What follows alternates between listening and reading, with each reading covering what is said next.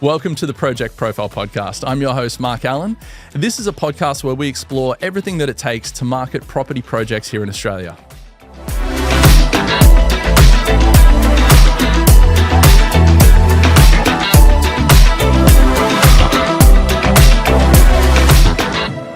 Hi everyone, welcome back to another episode.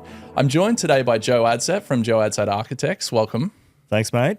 And so, Joe, a little bit of background. You've had Joe Adsett Architects for the last 15 or so years. Yeah, about 15 years, and 10 years as a property developer. So you've worn both hats. That's right. Yeah. How do you find that? Is there a balance between the two? And do you find that the architect influences the developer, or the developer influences the architect? Yeah, a bit of both. And look, it's completely. Being honest about it, it's been the most liberating thing I've ever done as an architect. So you've got the freedom to not be beholden to your clients. When you are a property developer and you've got your own projects, you don't have to always take on client work. So you've got your own stuff, you've got your own team working on those projects. Of course, we have other projects that we do for our clients, which we love. But if something's getting too hard or too difficult, we don't necessarily have to kowtow, which is... Yeah. You know, on the flip side, when you're an architect, you have to do exactly what your client says most of the time, because there's no backup projects just sitting there in the waiting room. It can be incredibly difficult. So there's a lot more freedom in what you can do. Absolutely. But then having said that, being a developer, well, obviously you're in charge of the finances. And I think in the early days, I was extremely conservative with our first projects because I was so nervous about getting it wrong financially. I was far more... or the team as well was far more kind of open-minded with clients, and we were able to be a bit more adventurous with other client projects. That's come full circle now that we've grown in confidence and developed a few projects. We are able to be far more kind of expressive with the work we're doing as a developer. Great. You've designed some really amazing properties. Thanks, mate. Yeah. Across a whole swath of different property types too. Like my two favorites are the cliff homes. Cliff top and cliffhanger. Cliffhanger, yeah. Love those two. Do you have a favorite? Yeah, I think Cliffhanger was a great project to break into that space. That was one of the favourites. Like a parent of multiple children, you can never have a favourite, but in secret, there's a few. But I think Maison was one of the first projects in the multi-res space that really took on a different language for multi-res with kind of hanging gardens over 6 levels. That was quite an iconic building, albeit a small building. So that was a great project as well, I think. Cliffhanger. There was a certain period there where we developed a number of properties in a kind of concrete and gardens, and really kind of broke into what we thought was a bit more defining of our work. Curved architecture. There was a certain era. Yeah. And so the subtropical modernism and climate responsive design, like I'd imagine that's a massive focus, especially for projects here in Queensland. Yeah, absolutely, and I think our climate allows this to happen. So you can't really create that style of architecture in freezing or even temperate climates like Sydney. It can be quite difficult in winter. You've really got to capture that winter sun in those kind of environments and really close off to the cold. And not have all this glass and openness that Queensland architecture allows. That's a real key for Queensland design style, isn't it? Open living and all of this access to different winds and making sure that you're getting the right sunlight at the right time of day. Yeah, absolutely. These in-between spaces that aren't quite inside, aren't quite outside. And we've done that in multi-residential projects where we've kind of got courtyards in apartments that are, 15 stories off the ground, and as these kind of, internal courtyards that we've developed in houses, we've taken that ideas to then large-scale buildings. And so touching on sustainability, there's a massive push for sustainability features in projects. It's being pushed by the buyers. They're requesting this. We're seeing the rise of photovoltaic solar panels on Australian homes. The adoption rate is astronomical. And following that, batteries are being increased in adoption rate as well. So how do you balance that luxury and sustainability? And is one more important, or does one play off the other, or can they coincide, coexist? And often we get a lot of our older clients and have no interest in sustainability, but they are big firm believers in the most sustainable thing you can do is build a building to last, and doing so there's a generational piece there, or a legacy.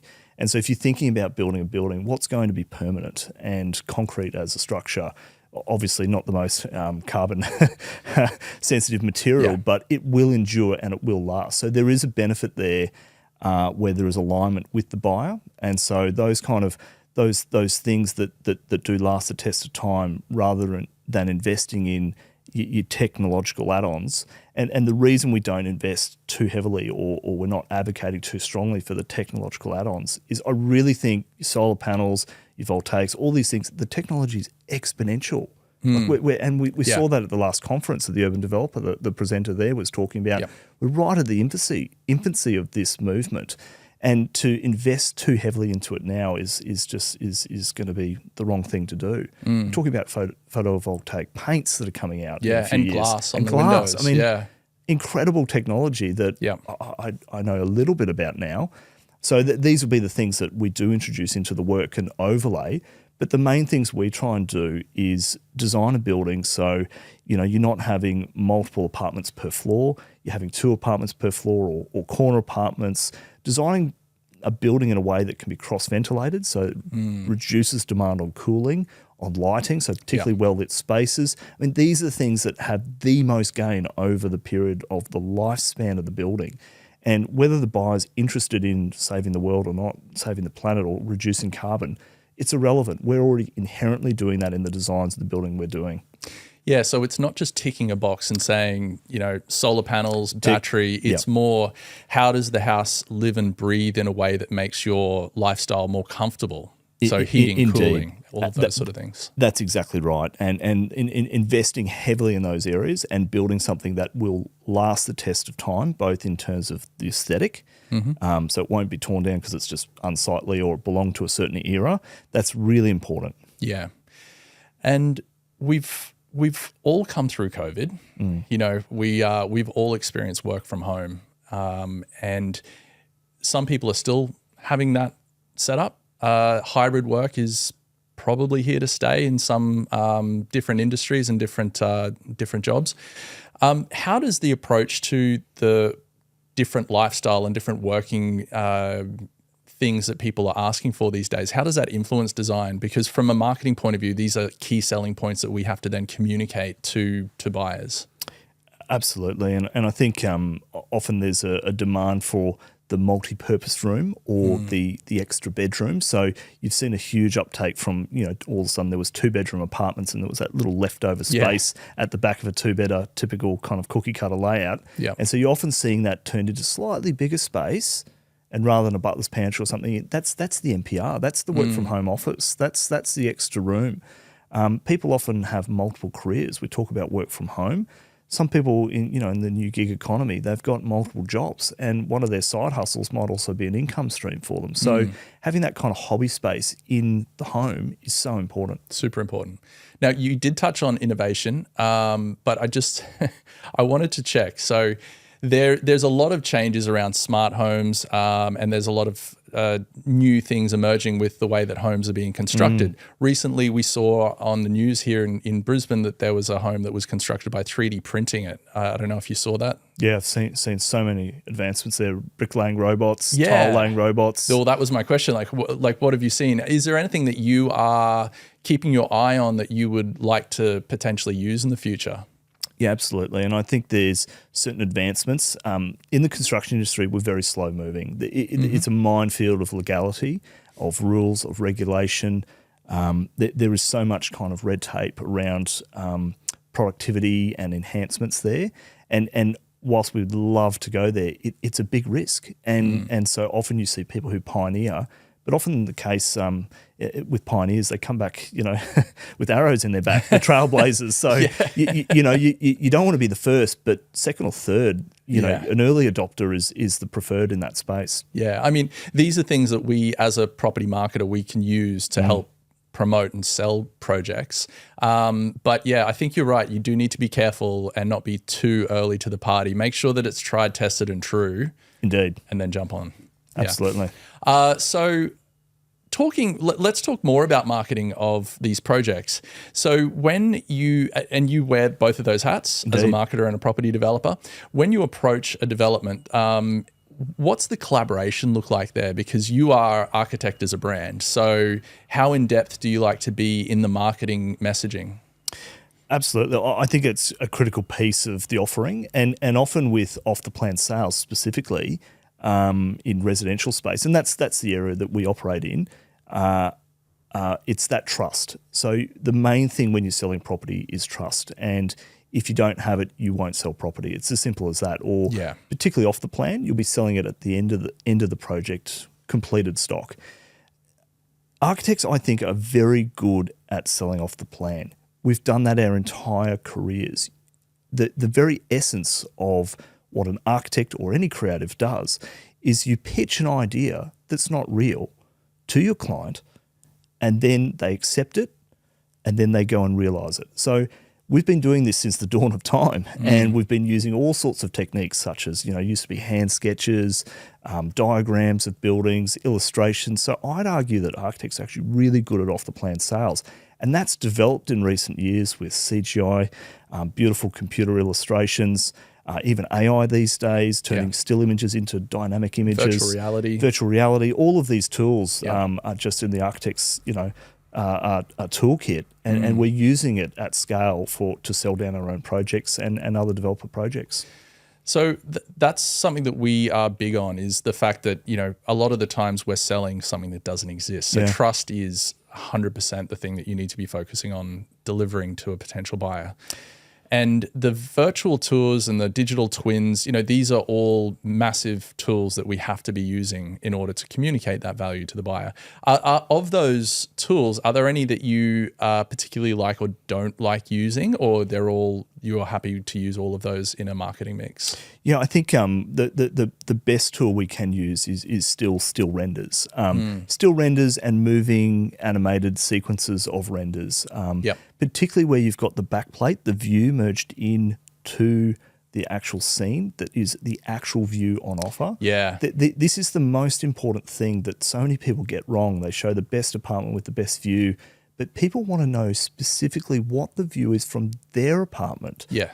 As they want to see their own individual floor plan, particularly if it's an owner-occupier. Investors, not so much. It's a financial transaction. But the owner-occupiers, which is the area we specialise in and designing for, they want to see what the view looks like. They want to see the individual floor plate. And so we go and do a render of every single floor level of the building and merge that backplate into that exact apartment. So when you've got those great portals, sales portals with all the apartments laid out, you can actually show every view from every apartment. It's a critical piece. It's a powerful tool, and we have a couple of partners that we use for that. But it's amazing to see the digital twin, and there's one application where you can use it on your phone natively, and you can just view it from the Superman view. You can zoom in to a floor plate. You can select the apartment. You can essentially stand on the balcony and look at the view, exactly what you were just talking about.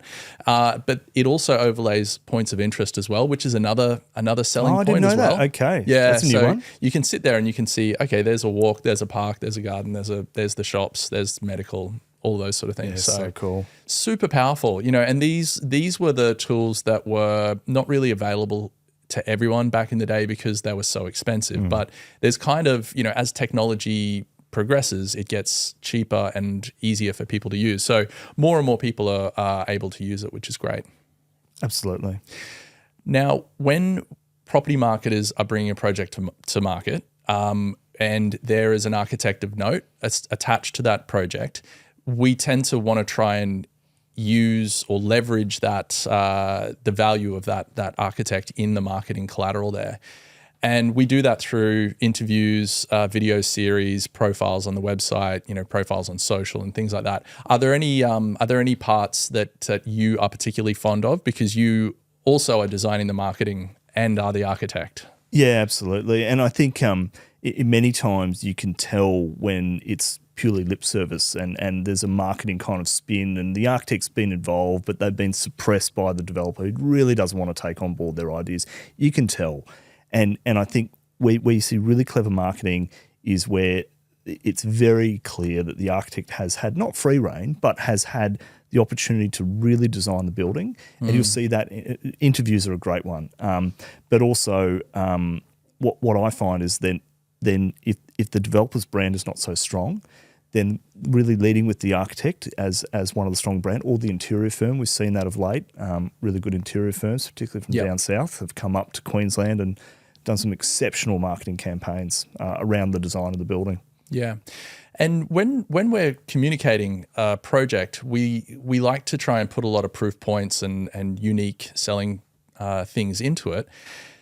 However, architecture is there's a lot of technical detail involved in architecture. And so I'm curious on your opinion. Do you think that the average buying public do you think that they have an appetite for us to communicate it in that complex detail, or should we simplify it before we communicate it across to them to be more palatable in bite-sized chunks? Simplify it, definitely.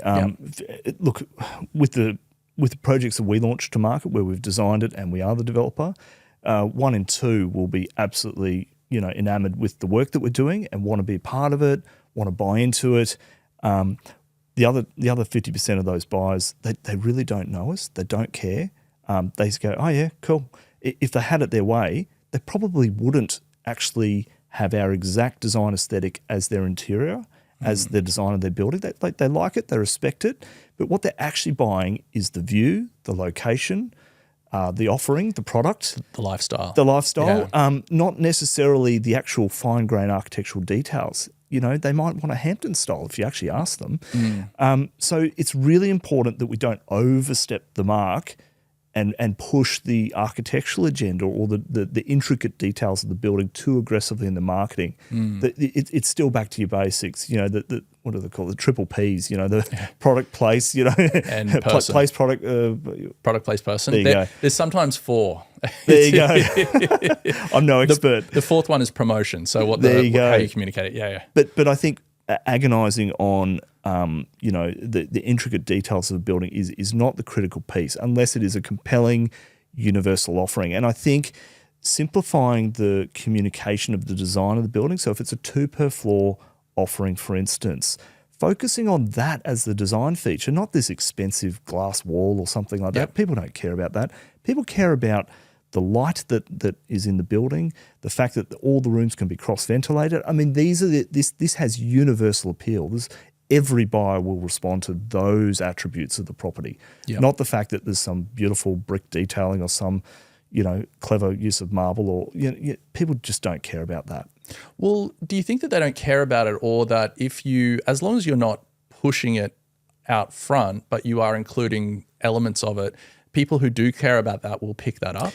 Probably and people who don't care about it as much. Yeah. And I think leading with those kind of grand scale ideas that have universal acceptance is the better way to promote the project, and getting your architect to talk about those ideas in the marketing of the project rather than focusing on the detail and the nitty gritty, because, at the end of the day, as I said, 1 in 2 might be absolutely turned on by that, but the other 2, the other half just don't care. Well, it's like the old Steve Jobs thing. He never communicated that this has, 1200 milliamp battery and a bright screen and a good keyboard. He focused on communicating the outcomes, the benefits. Indeed, that's it.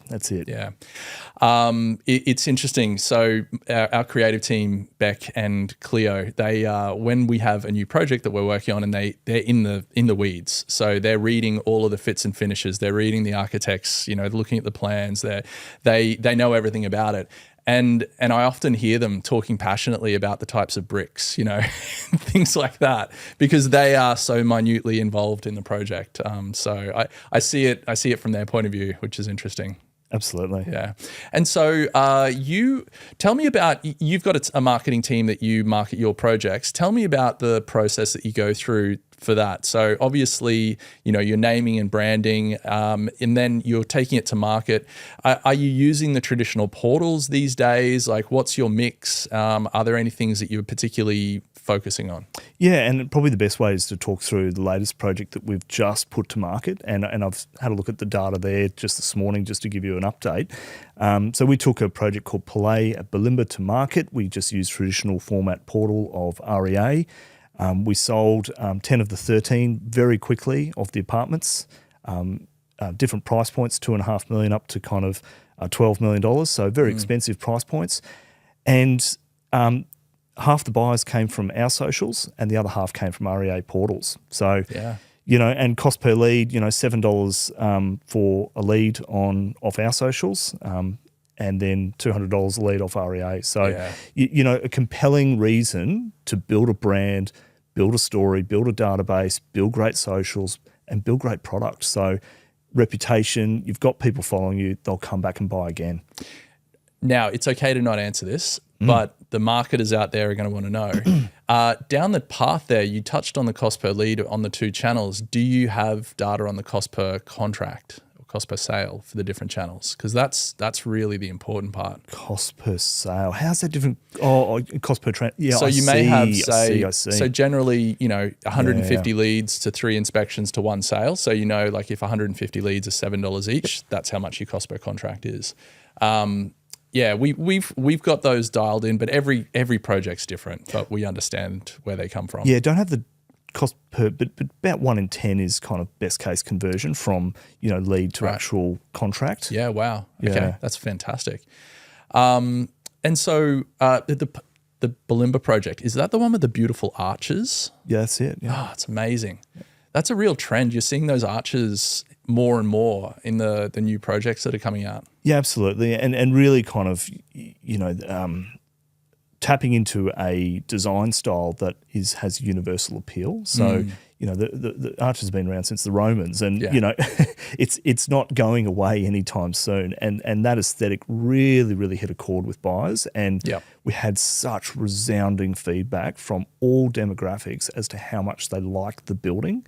Yeah, and it's striking. It's but then yet internally within the own architectural team, everyone's like, oh, it's quite conservative. It's quite, it's not our best work, but I'm like, hey guys, this has just nailed it with the buyer demographic though. It's kind of, you're right. It kind of looks a bit conservative, but it's got these beautiful flourishes that just elevate it. Thanks, mate. Which is great. A contemporary twist on a conservative design aesthetic, perhaps. Yeah, raised it up.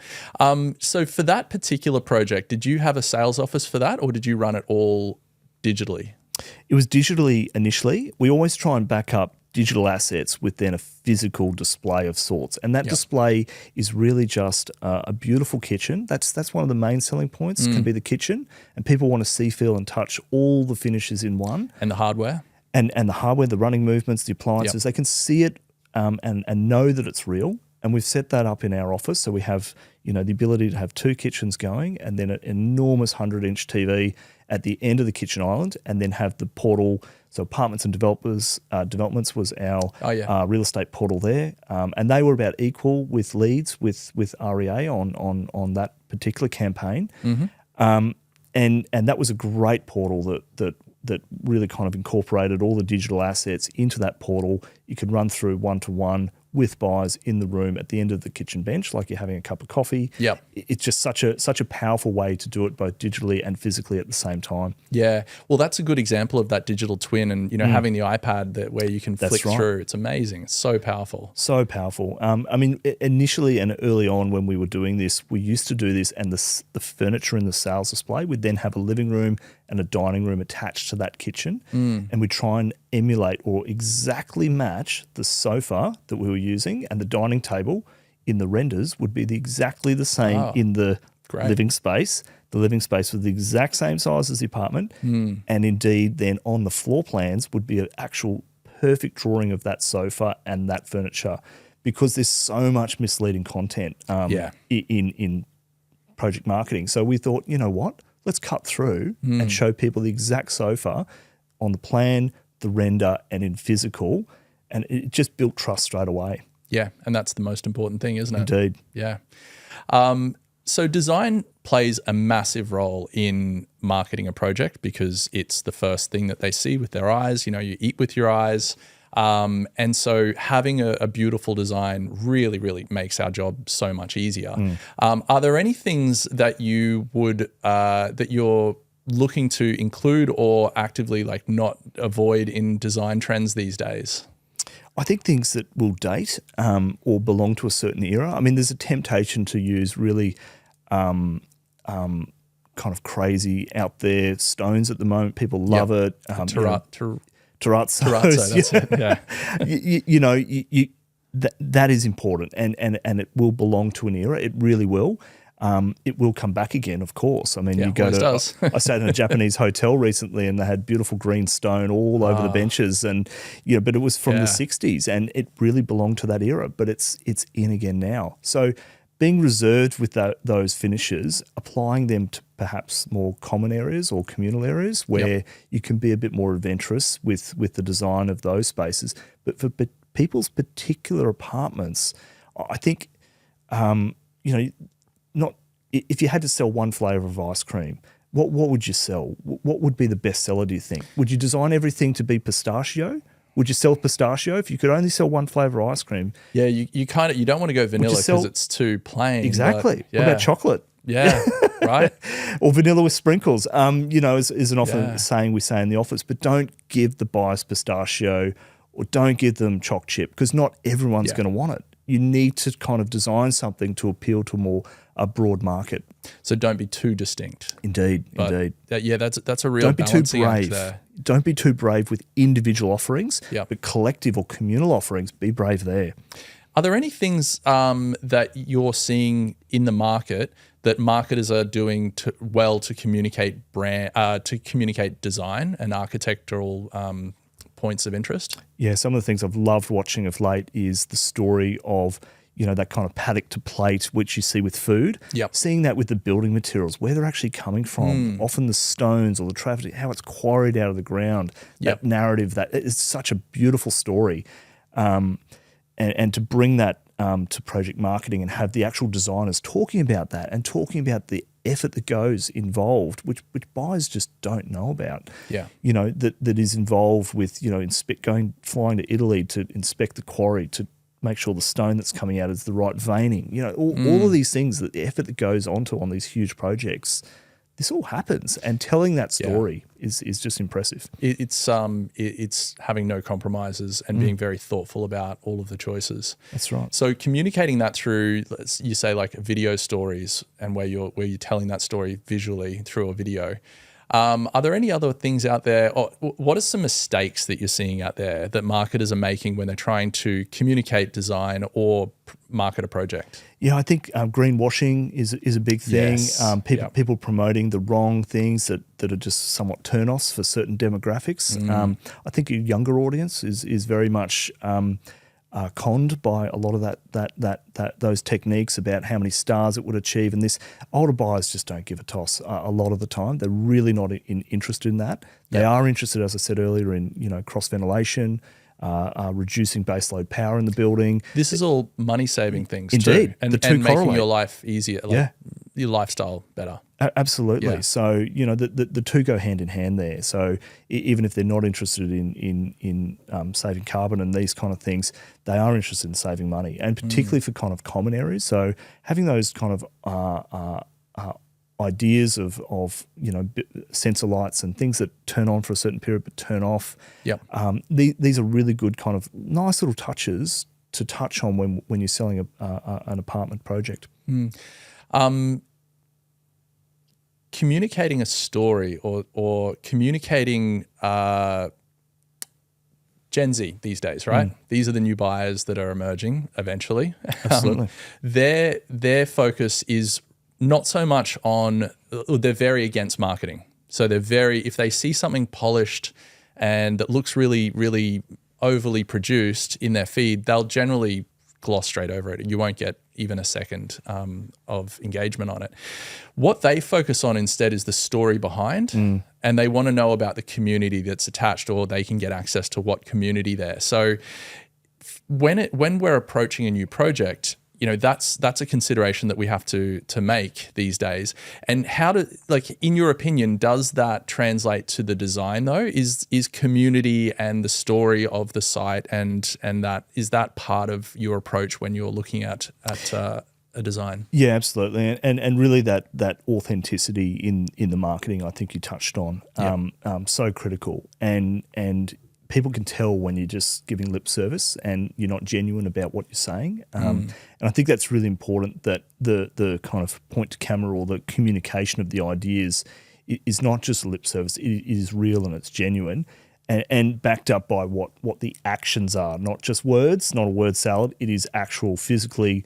If you are planting trees or you're keeping a lot of beautiful vegetation on the site, talk to that, show that, demonstrate that. And I think that's such a great selling feature. If you're having these beautiful hanging gardens, display that. If you're using native flora and fauna in those gardens, even better. And so these kind of things you need to touch on and really back up through the actions and the physical or the digital assets that you're using to communicate that. So it might be a voiceover and talking about these things, but then showing that in renders and visuals.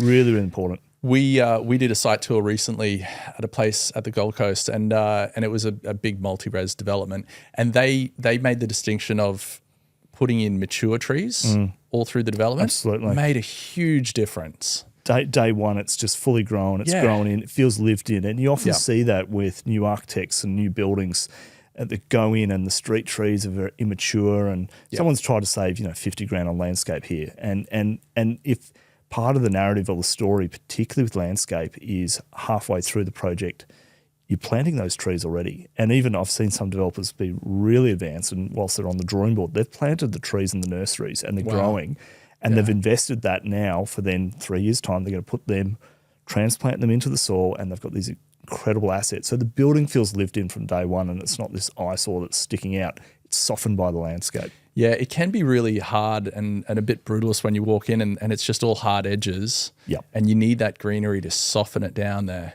Absolutely. Yeah, and it makes a massive difference when you're bringing potential buyers through too, because like you said, it feels lived in, it feels welcoming, and it feels lovely.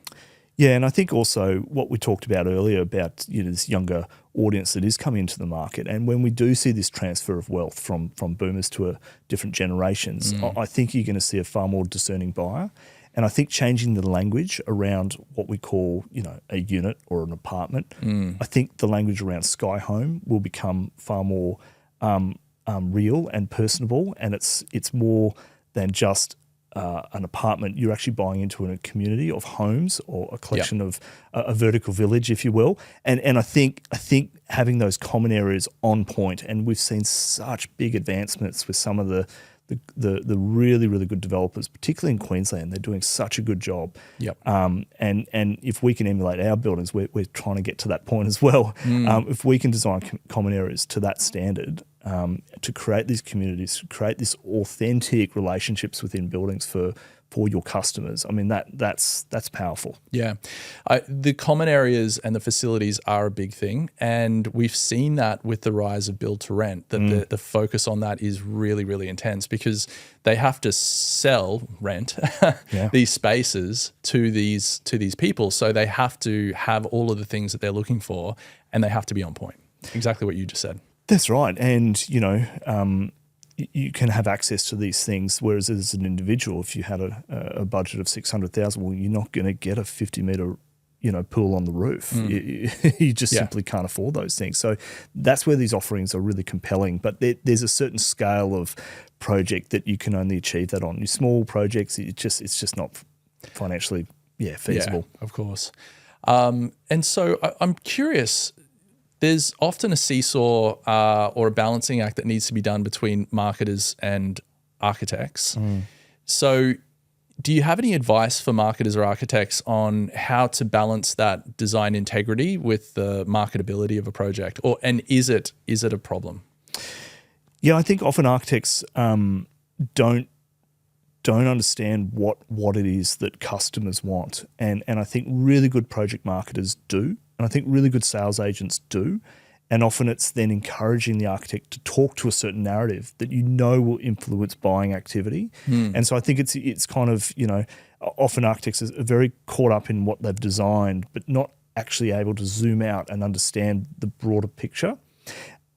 And I think it's incumbent upon really good project marketers to draw that out of the architect and have them talk about those things. Don't agonise on this. Talk about this. Yeah, yeah. Oh, I think that calls back to what you were saying earlier about, simplify the message, communicate the benefits, not so much, all of everything associated with it. Yeah, talk about things that actually resonate with every buyer demographic, not some fancy bit of stone. That'll 1 in 2 will like that stone. Talk about access to natural light. That's everyone wants lots of light in their apartments. That's why most of the colour schemes that are taken by buyers off the plan are light colour schemes, because the renders look lighter than the dark renders. It's just so simple. We're all the same, and you can just measure it. When you have a light and a dark offering, 90% will go for the light offering. Yeah, it's so simple. For sure. And we've seen there's been a few projects that have come to market and they don't offer the light, and your fits and finishes are set, and that's what you get. Yeah, and obviously there's specialization, customization. There is a point where you can confuse the consumer, give them too many options. You give one option, they'll take a million options. So you've really got to dumb down the message sometimes. In a post-COVID era, has allowed that. There is an ability to kind of say, well, look, we can't have 90 different kind of bits of tile in this building. We're going to have 2 tile suppliers, and that's it, because we can't guarantee the supply chains anymore. Yeah, COVID changed a lot, didn't it? It did, and for the better, I think. Yeah, well, I think it was amazing because, first of all, we saw technology jump ahead decades. We had, real estate agents that were still using pens and paper all of a sudden had to use DocuSign and Zoom and all of these things and do virtual tours, and all of this technology was available at the time, just no one was adopting it. And that adoption rate went up dramatically because it had to. Even QR codes. Do you remember QR codes? They were the joke of the industry. Everyone just laughed about it. Yeah. And now, how successful are QR codes? Ubiquitous. Exactly. We can't do our job without them. Indeed. Yeah. There used to be a website years ago, obviously well before COVID, and it was a website that made fun of people using QR codes. And then, look, this one's on a flag, and the flag's waving in the wind, and all the bad ways to to use it. But these days, it's ubiquitous, but technology has been driven ahead so far, and it's a great thing, and we welcome that. We've seen it drop off slightly as people have tried to go back to their own old habits, but most people are used to it, and the consumers, the buyers, are requesting it a lot of the time too.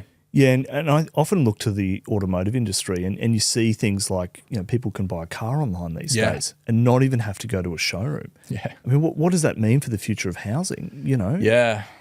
Yeah, well, I mean, if you have like the New South Wales design book, is it called, that's just been released? That's it. Where you have consistency and it's it's pre-vetted and you can have trust in what's being delivered, then that house that's there is going to be the same as that house is there, essentially, except for fits and finishes and placements and things like that. So you do get that trust. Absolutely. Yeah.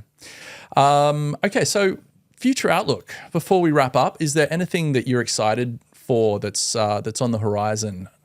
Yeah, absolutely. We've just finished our project down the Gold Coast. A significant project for us, large project, over $100 million gross revenue. So that capital's coming back this week. We're recycling that into numerous new projects.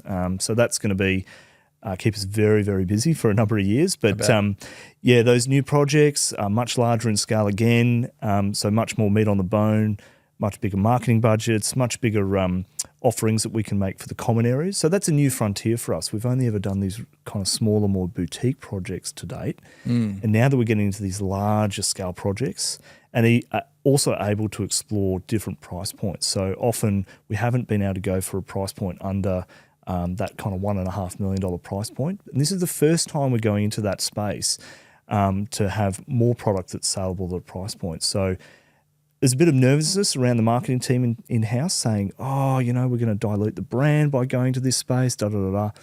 I don't think so. And I think there's a real opportunity here to kind of tap into a more affordable price point. It's still a lot of money, over $1 million. But it's going to be a real challenge to what works at that price point and what doesn't. So very different lessons to learn from what we've learnt over the last kind of 10 years doing that multi-million-dollar price points.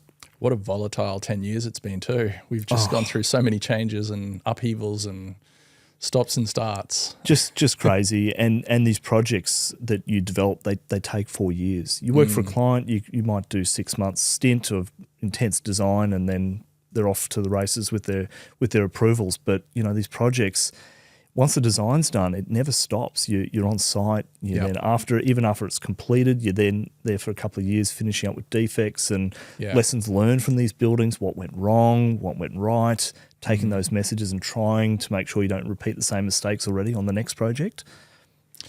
Well, Joe, thank you very much. It's been really insightful to have you here and talk through the architect and the property developer's point of view with regards to property marketing. So thank you very much. Thanks, mate. Yeah, it's been fantastic.